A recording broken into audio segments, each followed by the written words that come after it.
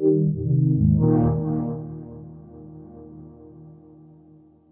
Shackers, we're here at PSX 2017 with Steven from Able Gamers, the charitable organization that's working on making gaming accessible to everybody.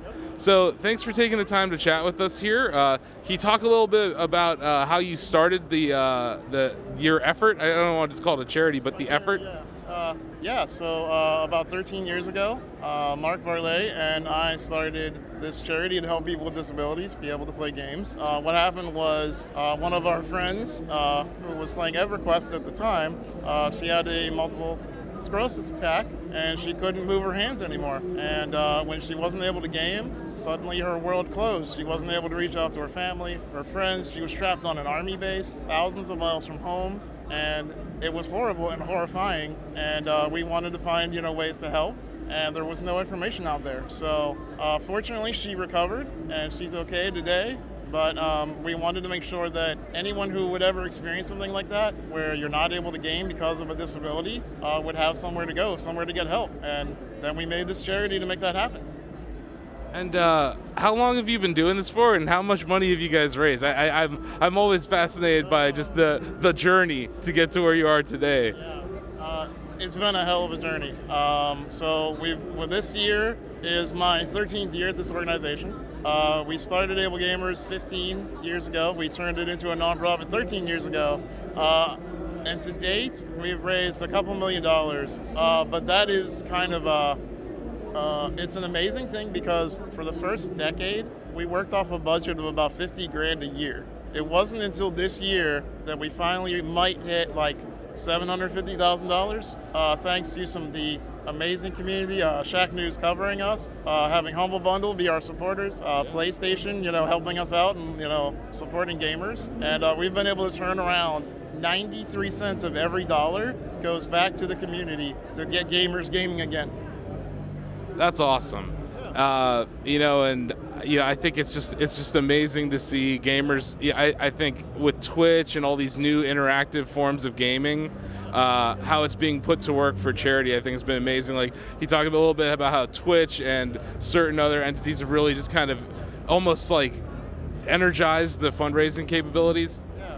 I mean, the Twitch has been great. Twitch has been a great partner. PlayStation, all the partners have been great. What we really like about Twitch is the fact that the community really gets involved. So when we have, we just recently had a planetary tournament where they were raising money by blowing up planets, and you paid $5 to have the other team get an extra unit or whatever. And just recently we had Markiplier do an event. We've had Bob and Wade. We've had all these big Twitchers come in and support our charity and be able to tell these stories to tens of thousands of people. People who might never know that there is a charity out there that can help them. And I gotta be honest, I know you want me to talk about how great the streamers themselves are, and they are great, but what I love is the emails I get afterwards, because I get emails the next day going, I saw you on Markiplier, and I did not know that you exist. My son, my brother, my daughter has a disability where she can't play Mario, she can't play Uncharted, and I go, oh, well, I can help you with that, and then they're gaming again, and it's just because of that exposure. It's so great. That's awesome. And I think one thing that's really happened in the last 10 years for accessibility is input devices have really gone through the roof.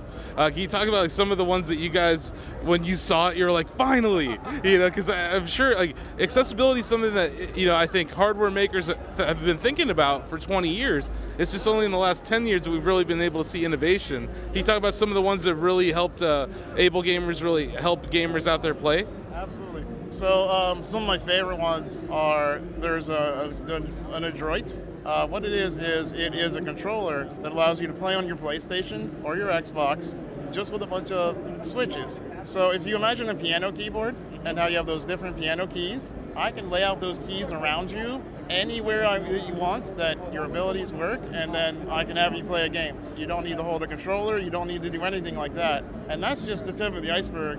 My personal favorite is our eye gaze. I can actually get you to play Assassin's Creed with just your eyes.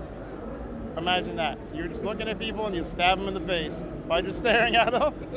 It's so great. But there are so many things. I hope that as technology advances, we're able to keep up. And you know what? It's honestly thanks to the community that you have and that we have that come together and say, here's $5. Please keep doing research, and we're able to keep coming up with these amazing adaptations. So we were talking about you've made quite the journey out here from Pennsylvania, right? Where are you from? Yeah, I'm from Pittsburgh. You know, and I grew up in Northeast Ohio, so I'm a Browns fan. We just lost our 13th game in a row. I'm sorry about that. Yeah. Oh.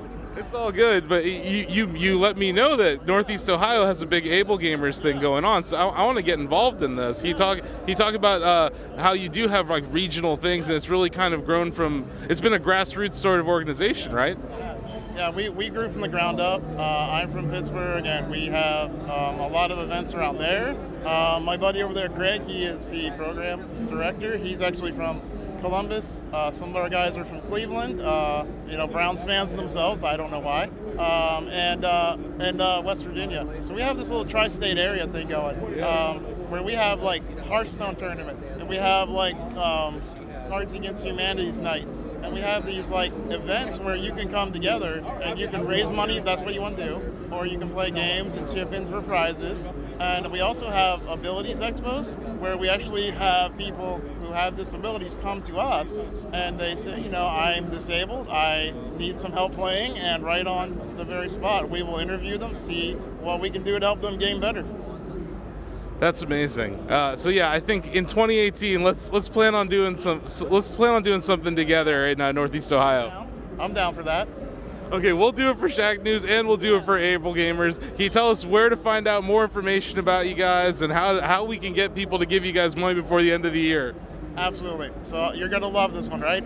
So we have the ordinary ablegamers.org is where you can go to help us out, or my personal favorite, charity.pizza. Yes, that is a real website, charity.pizza. You can donate to us, and all of your donations go directly to our programs. As I said, 93 cents of every dollar goes to help us out, and you get to type in a really cool URL. So, charity.pizza.